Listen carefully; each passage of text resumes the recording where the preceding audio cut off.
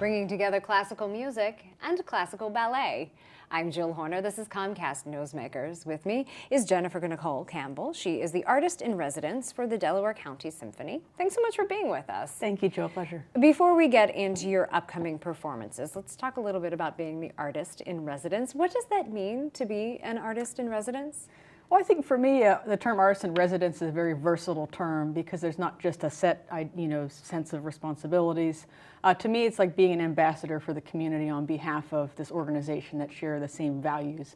And for the Delaware County Symphony, we're very passionate about music. And so the list of things that I do is very, very versatile. I've done events with young people.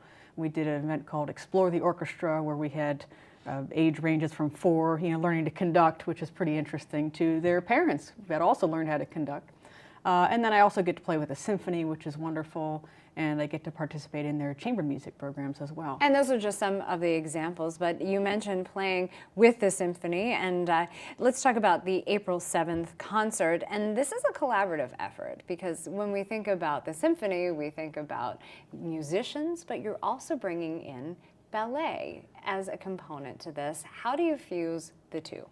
That's a great question, and it's a really exciting collaboration we have here. I'm also a composer in residence with the Academy of International Ballet. So what we're going to be doing is fusing classical music, classical selections, so we'll be doing Carnival of the Animals with the dancers as well.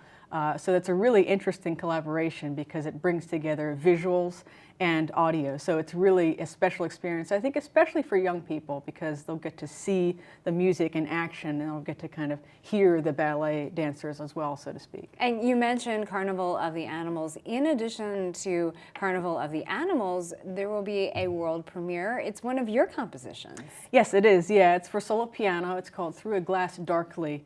And it's actually, the inspiration was taken from a biblical quote from the New Testament, and it goes something like, right now we see as through a glass darkly, and then shall see face to face. So to me, as a musician, I look at that from an artistic perspective. So what we see is not necessarily what we get. For example, if I'm practicing at home, it's going to be different. It's going to feel a lot different on stage. So I was interested with that idea, and I think that together with the dancers will be a really interesting fusion and combination of And this is for solo piano, but it will be performed with classical ballet as well. And this will be an interesting combination. All of this happens on April the 7th. And you mentioned the idea of young people coming to this as a performance. This can be very family friendly and really an interesting way to introduce people not only to classical music, but maybe to ballet at the same time. Exactly. Yes, so it's this idea that we're also fusing different audiences. So maybe people that have never seen classical ballet will get to see it, and people that haven't really heard classical music will get to hear it. So it's really a wonderful, family-friendly event.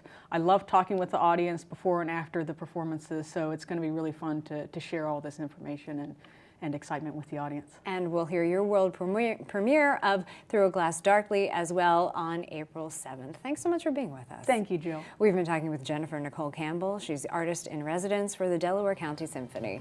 I'm Jill Horner.